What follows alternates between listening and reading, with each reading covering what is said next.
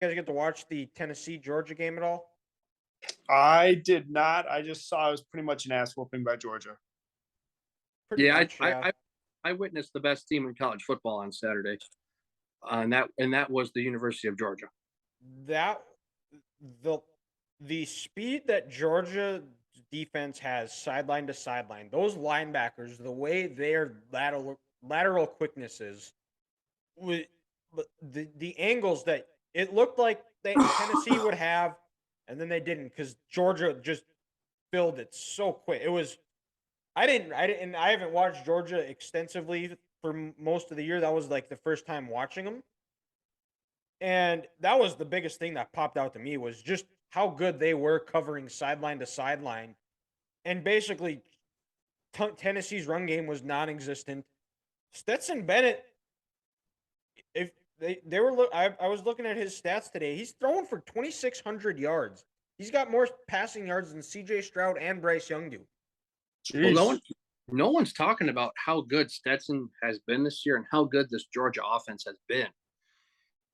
I mean, he's playing at a Heisman caliber level. And then, Dylan, to your point, this Georgia defense, they had 10 sacks coming into this game on Saturday on the year. They had 6 Saturday itself. It's almost like when they've had to turn it on this year against Oregon and Tennessee, they look like an NFL defense, and they just look so much better than everyone else. It's almost like they're 3 tiers ahead of everyone else. And they're that good and they're that fast. Yeah, that like mid-season hangover that you see a lot of teams get with after winning a national title, that's gone. They've taken their ibuprofen, they've had their liquid IV, their coffee, their third nap of the day. That hangover is gone, and they are looking poised to repeat again. Well, I think they woke up and they realized the real football starts in November. When you're playing Kent State at home in September, then you go on the road to a bad Missouri team. They think they can just wake up and beat those guys by 20.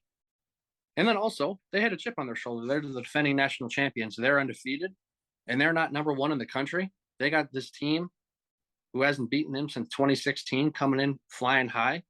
They were pissed off a little bit, and they had a message to send. And Kirby Smart said it on College Game Day. When you're facing Tennessee, your people in the secondary are going to be 1-on-1, and they need to make plays. And that Georgia secondary was all over the place too. I mean, Kaylee Ringo was playing with his hair on fire, and those safeties didn't get confused by all the games that Tennessee played, and they shut them down.